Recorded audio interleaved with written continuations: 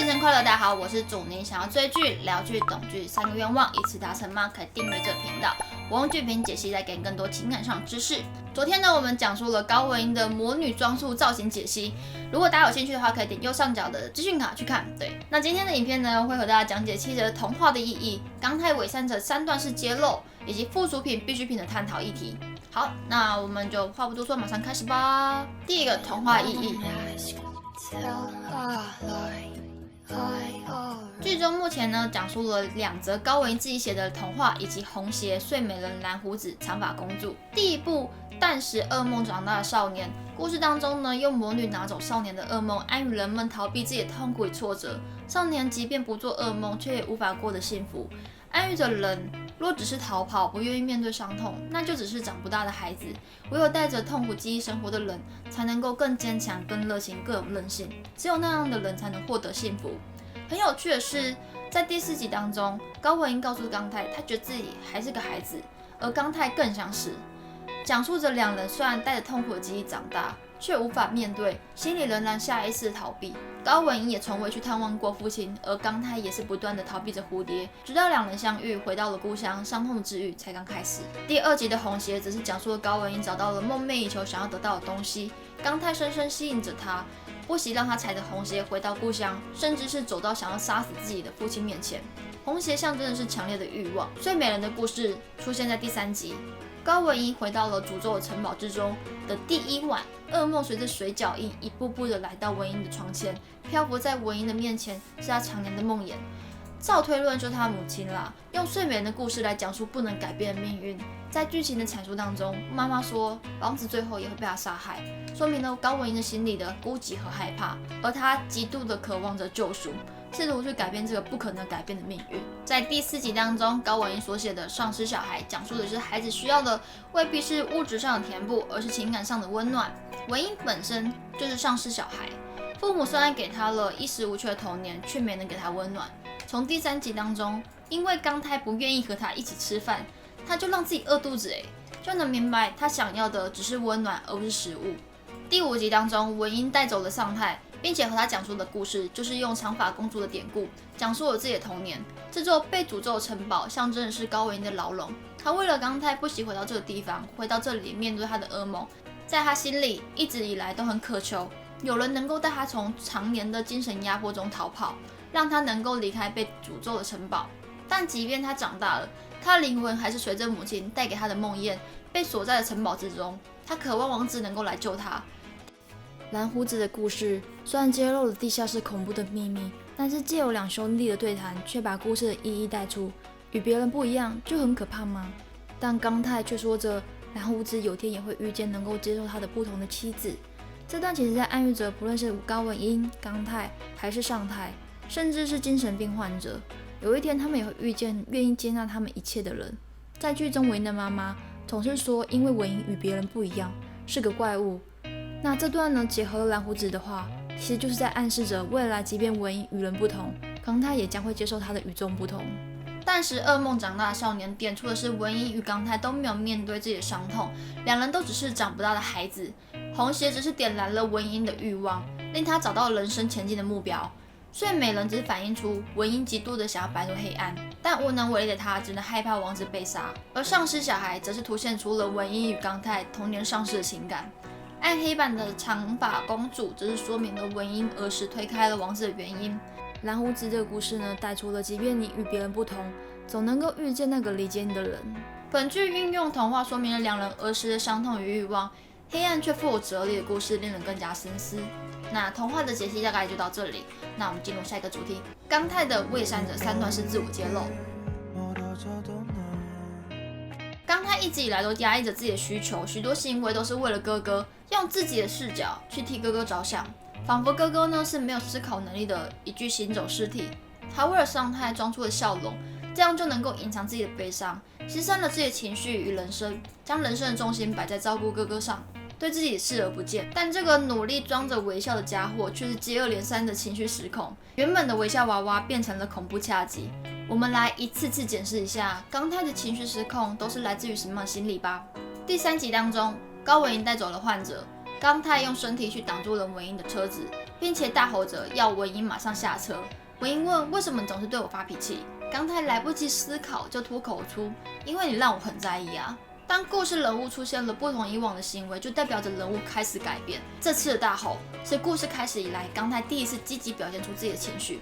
前面2集当中的刚泰都极度的压抑情绪，与人们保持友善的距离，却因为高文英的出现，令他升起了高度的危机感。高文英跨越了陌生人的距离，走到他面前，触碰他，刺激他。而第3集当中第1次大吼，代表着刚泰的小丑面具已经出现裂痕，而他对于闯进自己生活的文英充满戒备，因为文英代表着是刚泰软弱的证明，没有人会想要触碰自己的弱点和伤疤，刚泰也一样。子女是因为父母需要才出生的，议员这样的论点戳进了刚泰的心理创伤，被忽视的童年历历在目，令他忍不住大吼：“那你就不该生下他！”迎面而来的耳光令他马上把怒气压制下来，但当他看见高文英打算摸哥哥头发时，刚泰便马上阻止，并命令上太去大厅待着。意想不到的是，被上太一口回绝了。刚泰便对上太大吼。这时的刚泰原本就因为创伤被唤醒而压抑着情绪，又因为上太不受控制而导致情绪失控。一直以来，刚泰都掌握着上太与自己的生活，而现在却又因为高文英原有的控制权突然失去。原本过去努力打造出来的假象正在崩溃。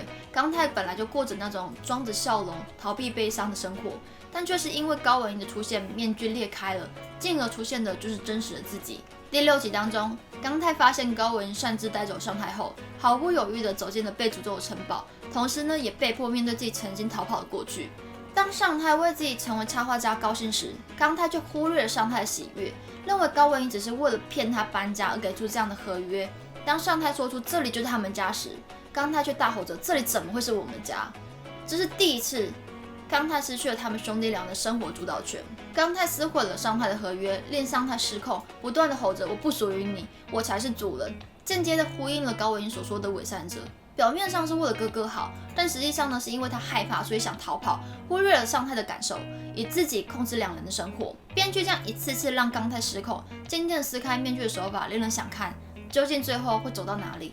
与文英的再度相遇，犹如伤口再度被撕开，该要如何才能够让疼痛不在，并且治愈伤口，令人相当好奇。不过事不过3，再一次的情绪失控，可能就会迎来刚泰的崩溃与重生。好，那刚泰的3段式揭露呢，就到这里。我们进入下一个主题：附属品、必需品的心理解析。我真的不想再成为任何人的必需品，刚泰对着文英这样说着。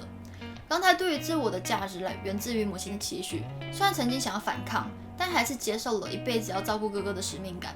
小时候，当刚泰兴高采烈地对于自己拿到红带的事情高兴地跑回家时，却被母亲迎面而来的耳光打个正着。这个场景是不是非常的熟悉呢？就犹如第6集当中，上太欢欣鼓舞地拿出合约，宣告着自己要成为插画家时，刚泰却撕毁了哥哥的喜悦，说这只是一场骗局，一桶冷水泼在上太身上。同样都是忽略当事者的情绪，对对方要求需要照着自己的命令生活。刚泰被母亲赋予了必须成为上太必需品的使命，但渐渐的，刚泰也受到母亲的影响，潜移默化的这样的地位赋予。因为母亲将刚泰视为自己的附属品，因此认为自己有权利在刚泰身上赋予使命，而刚泰以为自己是上太的必需品，但事实上却将上太视为自己的附属品，替哥哥做所有的决定，由他决定搬去哪里，而刚泰却认为他所做的这些都是为了上太，没有试着检视自我，被眼前的表象给蒙骗，压抑着自我，却又放任自己蒙骗自己，以为他们在逃避蝴蝶，却只是在逃避他自己的伤痛。因此，当他发现哥哥根本不害怕回到故乡时，他才会如此惊讶。有些事情不是故意为之，但在潜移默化当中已经成为了虚伪的表象。人们会因为这样能够逃避，会过得看起来比较好，而继续维持这样的表象。高文英呢，只不过是给这样的表象敲了几次锤，就渐渐的让真实裸露出来。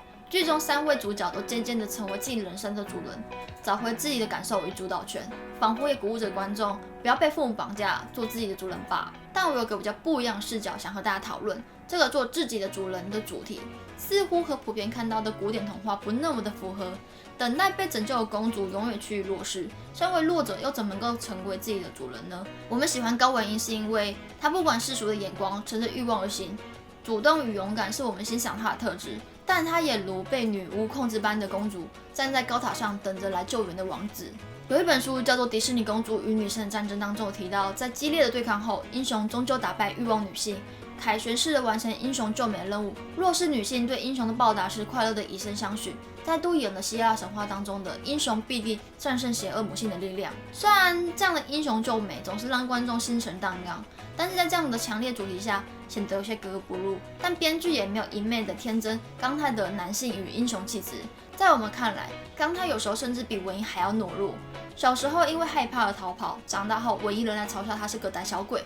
刚刚提到的3段式揭露，文英反而成为了引导刚泰自我疗愈的引路者，所以编剧很聪明地展露出了男女主角的伤痛，甚至让刚泰处于劣势。文英与他截然不同，虽然他也离开了禁锢他多年的城堡，伤痛从未痊愈。书写童话的过程当中，也是他面对自己伤痛的方式。他也毫不畏惧地回到城堡当中，面对常年的梦魇。我想这也是这部剧令人疯狂的原因。人们可能已经习惯英雄救美，但魔女救胆小鬼可就不一样了。他们的童话不是谁才是谁的英雄。